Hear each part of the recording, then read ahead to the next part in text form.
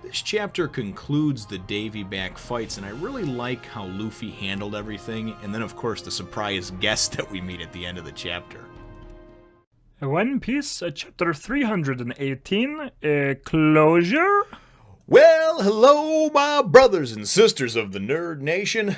I, as always, am Jim, here to bring you another review on the awesome and tantalizing tale of One Piece. Our last chapter, of course, saw us starting up the next volume and seeing Afro Luffy, and definitely can't mess with the Afro.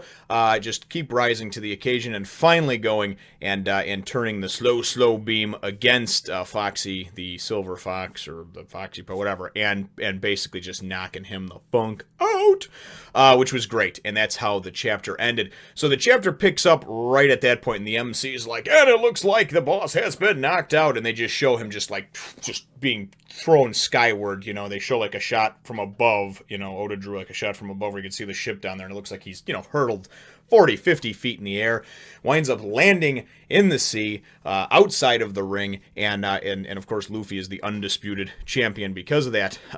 So I just great the way it was all played out, and it was a lot of fun, with the Davy back games and everything like that, and it was neat to see the Straw Hats still come out on top, and they won 2 out of 3. They really should have won 3 out of 3, but I just thought that it was great because here you got this underhanded piece of garbage, that in Foxy that's, obtained this vast crew and all these different people and whatnot through pretty much just cheating and trying to expose, preying upon the weaknesses of pirates, preying upon their honor, but then going and just doing everything he could to be underhanded. So it was very, very cool and very satisfying to see Luffy just be like, BAM! And just knock him out with the gum flail. So anyway, moving on over there, we wind up seeing, and it's back on the, like on the shore, on Long Island or what have you, Long Land, Long Ring, whatever. And Luffy is just kind of like passed out and bandaged up and everything else. And then all of a sudden he goes and like sits up and he's like, oh, what happened? I must have, it was a dream. I thought I won, And they're like, no, you won. It's cool. And he's like, oh, good. He just kind of falls back. And what I really liked was, and I really love Luffy's determination and his resolve, just the energy, the vigor that he brings is great. And then also, too, just, I love how he's like, I will not lose a single member of my crew, even if it kills me, And that I really, really like. I just respect it, I respect it, and I think, man, just absolutely love it. So then Foxy winds up coming over to Luffy, and he's just like, you dare break my, consecutive streak of 920 wins and this and that. And then, and you're thinking he's going to try to start some shit. And then he goes over by Luffy, and he goes and puts out his hand and he says, good job, So Luffy goes to shake his hand, and he goes and he tries, and he's like, and you see a couple of his crew snickering, the Foxy Pirates snickering, so he's going to try to pull some bullshit on him. I don't know if he's going to stink palm him or hit him with some kind of buzzer or something like that. He goes and grabs him and tries to turn, grabbing Luffy's arm over his shoulder and tries to do this shoulder throw, but Luffy just stretches, so he basically just kind of like bends over and like pretty much flops down like an idiot, And I just, like I said, I thought it was great, and I thought it was, Luffy didn't even need to hit him anymore. Like, this guy just makes an ass out of himself because he's such a freaking ass clown, So I thought that was nice, too, to kind of wrap that up. And then we wind up getting, and then, of course, it's time to make the decision because you got to figure out who you're going to take for your crew now that they've won. Of course, they lost the first round, and then the second one that, in the Groggy Ring, that Sanji and Zoro won, they were able to take Chopper back. Well, now they've won the third one, so they have the option of taking any crew member or, of course, their flag, their Jolly Roger. And what I thought was cool is then they go and they show a bunch of different crew members, and they're like, will he take the head carpenter, the who's in charge of the 50 other carpenters or the 50 carpenters that they have? Will he take this carpenter who's a carpenter and also a formidable warrior? Or will he take the so-and-so, and it's this girl, it's like the sexy carpenter? And Luffy's like, I don't want any of that. I don't want any of them. I want your Jolly Roger. And they're like, what, And of course they're freaking out, and then even some of his crewmates are freaking out. Some of the Straw Hats are, and I think it's Nami or something. Like, well, first that you get Sanji, who's just like, are you sure you don't want the sexy one, And what I like is what Luffy said is he goes, if I get what I want, which is a carpenter, because he said he wanted a carpenter, then I'll forget why I did this to begin with, why I accepted this challenge. And that was another thing that I thought was really well done. Because here's the thing, man. If you get what you want, then he's going to forget why he started this. And he started this and accepted this challenge because this person this Tonjit that he befriended, his horse was shot, and he thought that was wrong, and he wanted to pummel the guys that did it, which he did in this Davy back, fight or what have you, Davy back, whatever you want to call it, events that they had, So I thought that was really cool, and it was one of the things that it's a point, at least for me, that I'll remember. So regardless of, whether you like the arc or you hate the arc or whatever, it's little things like this that go a long way in my mind of developing a character over a long period of time. Over 600 or 700 or 800 chapters, you'll see moments like this, and there's no real rhyme or reason to them. They might happen every 20 chapters, every 50. They might average every certain amount of chapters. But these type of things that you see, and even like the camaraderie and just that quick moment between Nami and Robin in the last chapter or a couple chapters ago when Nami wound up swiping the referee's cards and his whistle, and Robin was kind of like, hey, you bad girl. Little things like that is what I notice. I notice things like Sanji and Zoro being put together and usually not coexisting at all, but occasionally, like in Alabasta and like here, giving themselves a few seconds of actual teamwork and seeing how strong and powerful they can be. Those are the neat things that I like to see, the different matchups, the characters, the crews, what have you.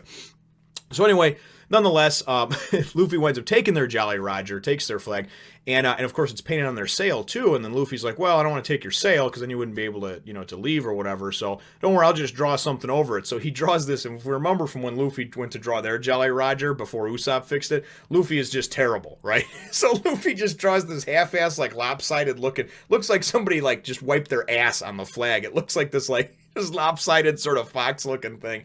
And then of course he takes their actual Jolly Roger, their flag, but leaves them with their sail just painted over, with what he did. So I thought that was funny. And then as they leave, they shut everything down. They got, they obviously they pull those claw things back that they had that were on either side that was blocking in the the Going Merry, and they take off. They get on their way, and then they give that, we'll remember this forever. And Luffy's like, God, what a bunch of strange weirdos, right?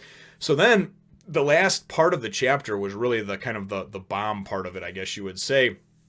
We were introduced at the beginning of this arc to Admiral Aokiji.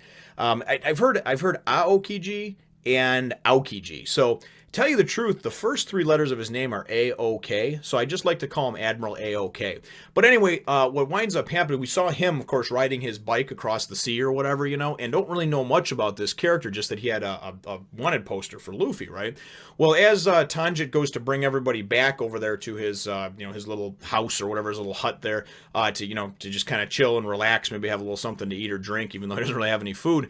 All of a sudden, he goes in, like, as he's going to go get it in his doorway, he goes and bumps into this guy, and they wind up showing him, and the funny part is about it, and I know Oda likes to do this with different size differentials and everything else, but this dude is huge, man. When you look at him, he's standing, and I know that the different perception and the perspective and stuff like that, but he's towering over Tonjit. Tonjit, like, is right at blowjob height, okay?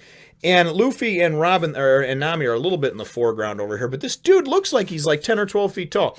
Anyway, he's got these like sleeping blinders over his eyes, like he was just standing there sleeping. So I don't know if that's one of his deals or something too. But then all of a sudden, Robin just kind of falls back over here, and she's like freaking. She's like, and she's kind of having a little bit of a seizure. And he's like, Robin, what's wrong, Robin?